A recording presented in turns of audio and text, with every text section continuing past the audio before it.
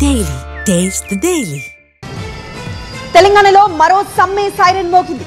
ఆరోగ్యశ్రీ సేవలకు బ్రేక్లు పడ్డాయి. సమ్మె వద్దన్న మంత్రి దామోదర విజ్ఞప్తికి అంగీకరించలేదు నెట్వర్క్ ఆసుపత్రులు. బకాయిలు చెల్లించాలి, సమస్యలు పరిష్కరించాలని వారు డిమాండ్ చేస్తున్నారు. తెలంగాణలో ఆరోగ్యశ్రీ సేవలు బంద్ అయ్యాయి. అర్ధరాత్రి నుంచి సేవలు నిలిపివేశారు. 1400 కోట్ల బకాయిలు చెల్లించాలని డిమాండ్ చేస్తున్నారు నెట్వర్క్ ఆసుపత్రుల ప్రతినిధులు. బకాయిలు చెల్లిస్తేనే సేవలు కొనసాగిస్తామని అల్టిమేటం ఇచ్చారు. వైద్యారోగ్య శాఖ మంత్రి దామోదర్ రాజనరసింహ ఆరోగ్యశ్రీ సీఈఓతో చర్చలు జరిగినా సమస్యకు పరిష్కారం కాలేదని నెట్వర్క్ ఆసుపత్రుల ప్రతినిధులు చెబుతున్నారు. 10% బకాయిలు ఇస్తామని ప్రభుత్వం ప్రపోజల్ పెట్టినా సేవలు బంద్ వైపే మొగ్గు చూపారు. మొత్తం బకాయిలు చెల్లించాలని నెట్వర్క్ ఆసుపత్రులు డిమాండ్ చేస్తున్నాయి. ఆరోగ్యశ్రీ పెండింగ్ అంశాలపై చిట్చాట్లో చెప్పారు మంత్రి దామోదర్ రాజనరసింహ. బకాయిలు ఇప్పటివి కావని, అయినా రాజకీయం చేస్తున్నారని ఆగ్రహం వ్యక్తం చేశారు. 2014-15లో నెలకు 35 కోట్లు మాత్రమే ఇచ్చారన్నారు. 2024 నుంచి 90 కోట్ల రూపాయలు ఇస్తూ వస్తున్నామని చెప్పారు. ఇప్పుడు నెలకు 100 కోట్లు ఇస్తున్నామని చెప్తున్నా నెట్వర్క్ ఆసుపత్రులు వినడం లేదన్నారు మంత్రి దామోదర.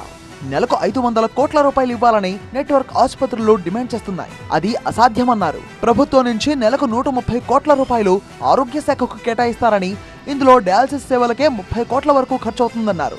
130 కోట్లలో ఆరోగ్యశ్రీకే 100 కోట్లు ఇస్తామంటున్నా ఒప్పుకోకపోవడం కరెక్ట్ కాదంటున్నారు మంత్రి దామోదర్. సమ్మెకు వెళ్లొద్దని విజ్ఞప్తి చేశారు. అయితే మంత్రి విజ్ఞప్తిని అంగీకరించలేదు. బకాయిలతో తాము చాలా ఇబ్బంది పడుతున్నామన్నారు ఆరోగ్యశ్రీ నెట్వర్క్ హాస్పిటల్స్ అసోసియేషన్ అధ్యక్షుడు వద్దిరాజు రాకేష్. 9 నెలలుగా చేస్తున్న ప్రయత్నాలు ఫలించలేదని, తప్పనిసరి పరిస్థితుల్లోనే ఇలా సేవలు బంద్ చేస్తున్నామని అన్నారు. దాదాపుగా ఆగస్ట్ 20th నుంచి మొన్నటి వరకు వివిధ ప్రయత్నాలు చేశాము. అవన్నీ విఫలమైన కారణంగా ఇవాళ రాత్రి 12 గంటల నుంచి ఆరోగ్యశ్రీ సేవలు తెలంగాణలో నిలిపివేయడం అనేది జరుగుతుంది. దానికి ముఖ్య కారణం మాకున్న ఫైనాన్షియల్ బర్డెనే. తర్వాత అవి కాకుండా నాన్ ఫైనాన్షియల్ మ్యాటర్స్ కూడా ఉన్నాయి, విచ్ మనము ఆరోగ్య శాఖ మంత్రికి, సీఈఓ గారికి ఎన్నోసార్లు విన్నపం చేయడం జరిగింది. సీఎం దృష్టికి తమ సమస్యలు తీసుకువెళ్లాలని నెట్వర్క్ ఆసుపత్రులు డిమాండ్ చేస్తుంటే ప్రభుత్వ ఆర్థిక ఇబ్బందులను కూడా అర్థం చేసుకోవాలని వైద్య శాఖ మంత్రి కోరుతున్నారు. అయితే ఆరోగ్యశ్రీ సేవల నిలిపివేతతో పేదలకు ఇబ్బందులు ఎదురయ్యే అవకాశం ఉంది.